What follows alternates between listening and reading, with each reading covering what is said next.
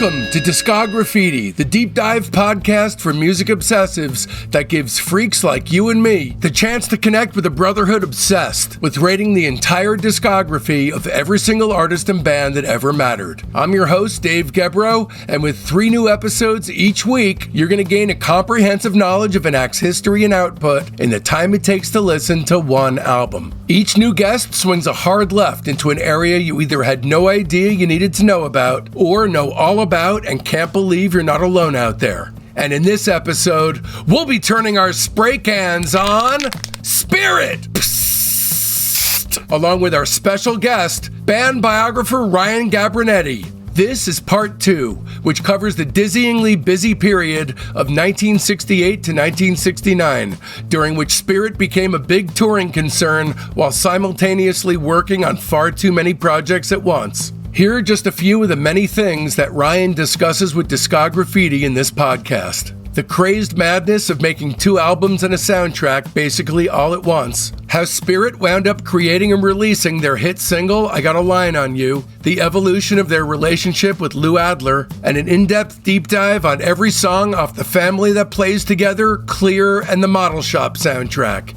Coming up, we've got incredible deep dive series on Lenny Waronker, Love, Jefferson Airplane, and a hell of a lot more. So don't miss out. Open up your listening app right now and subscribe. So the next release was a year later, because that, I don't think we mentioned, but the first album came out January 22nd, 1968. And then in November of 68 is their next release, and it was a single. So I Got a Line on You is arguably their most famous song ever. And it came out a month before album number 2. It became their biggest hit single. It reached number 25 on the charts, number 28 in Canada.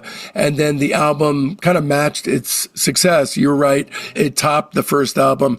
It reached number 22, which that I believe is the highest ranking album that they ever had.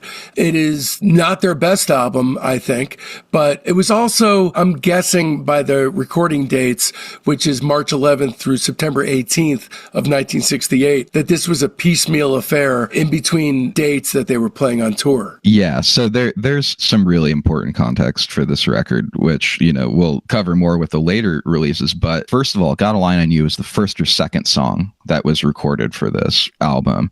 In between that happening and this album getting released, they hooked up with the director Jacques Demy, the French director, to do a soundtrack for their movie, which was Model Shop. But I know we'll get to Model Shop, but the important thing is that this record was made at the same time as another record. So like most of this year, like you said, there's a lot of scattered dates, but they're essentially making 2 albums at the same time. Right. And like what we kind of covered a little bit before is like there was a lot of pressure on them to make hits.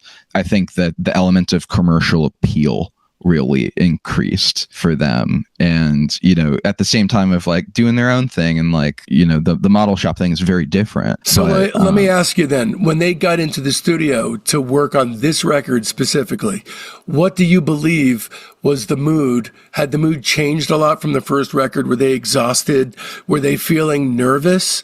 Were they feeling excited? And did they feel like they were really going to kick this record's ass? What was the vibe? I think that the vibe was fairly good overall. I think that, they had a steady sort of progression where like they never did, the original band at least, never did a lot of like 2-month-long grueling tours. Like once they got signed, they were doing like weekend dates. They would get flown out to do things, and like a lot of it was based on the radio success of Mechanical World and like wherever that was happening. They were definitely in a creative period, because when you put together everything that they recorded in the studio in 1968, it's a lot. It's fucking dizzying. A lot. It's dizzy because you're talking about flying out to do shows in a weekend, coming back, you're in the studio maybe for a day or 2 at a time, and then you're going back out, and then it's just they're on the train.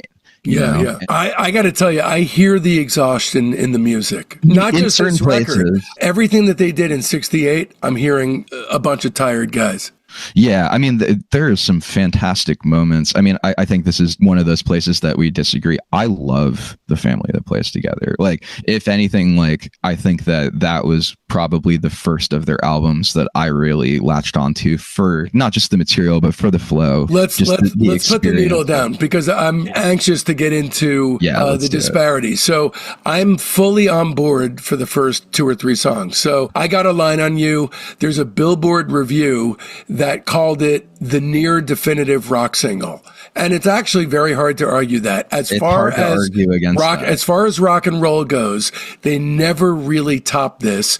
And I believe that, and I could be wrong, but Jojo Gunn seems to be a response that Jay Ferguson had of like, why can't we just stay in this lane? Yeah, I mean, the whole creation of Got a Line on You is pretty fascinating for comparison's sake. Because as soon as it kicks in, the change is immediately apparent. It sounds like a whole different band. It's very dryly recorded. It's punchy. It's rock based. Yeah. It even includes an almost 1950s bass guitar solo with group choral background vocals and a soaring lead. So what accounted for that change? Well, it's funny because like Lou, basically threw down the gauntlet and said, you guys need to write a hit single. And Randy sat down and said, I'm going to write a hit single. Okay. And this is what he came up with. Barry Hansen is a part of this too. There's like some elements of the song, I think, in like some of the background vocals that he helped contribute to that.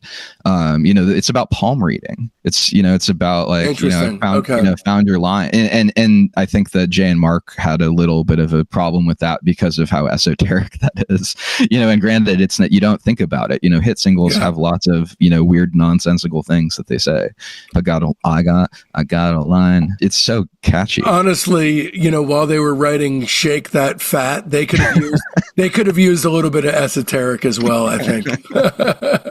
Well, yeah, that is one of the least esoteric bands that ever walked the face of the earth. All right, that concludes your free sneak peek into today's bonus episode. If you want to hear the rest of it, just visit patreon.com/Discograffiti and either purchase this podcast by itself for $4, or better yet, subscribe at the major tier and get access to Discograffiti's 3 weekly episodes. That's Friday's main episode, the Sunday Discograffiti Soldiers of Sound podcast. That's our podcast within a podcast featuring Patreon members as guests, and your Tuesday bonus episode. Please keep in mind this is entirely how I support my wife and 7-year-old son, so don't risk feeling badly about yourself by not supporting Discograffiti. Become a member so you don't miss a single thing at patreon.com/Discograffiti.